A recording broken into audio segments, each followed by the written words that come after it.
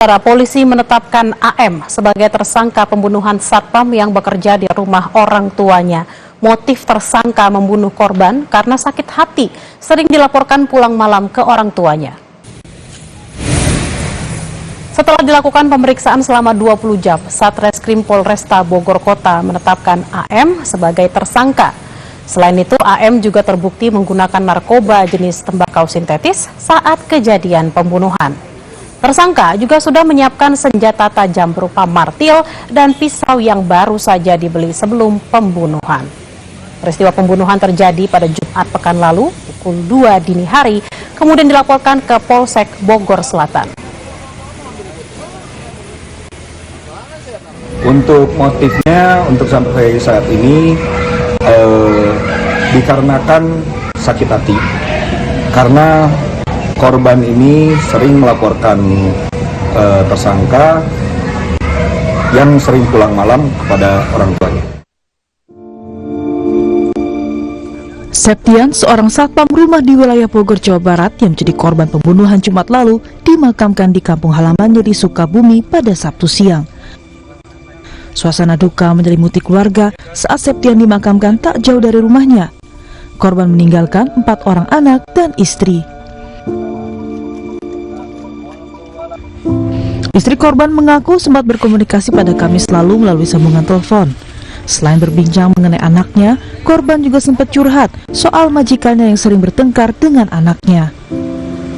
Keluarga korban meminta hukuman yang seadil-adilnya kepada pelaku dan meminta pertanggungjawaban terhadap keluarga korban yang sudah ditinggal.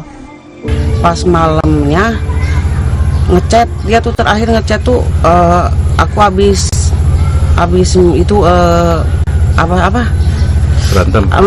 Itu anak majikan sama majikan berantem katanya gitu. Si ibu mau dicekik, karena saya lerai gitu. Si ibu itu si majikan sama anaknya mau dicekikan gitu.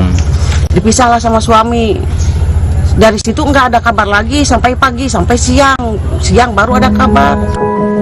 Peristiwa pembunuhan terjadi pada Jumat dini hari di Kota Bogor, Jawa Barat. Korban dibunuh oleh anak majikannya karena sebelumnya sempat terjadi perselisihan. Belakangan diketahui pelaku menyimpan dendam karena sering dilaporkan korban ke orang tua lantaran pulang larut malam. Kasus pembunuhan ini sebelumnya diketahui oleh rekan kerja korban yang mendengar keributan pada jam 2 dini hari.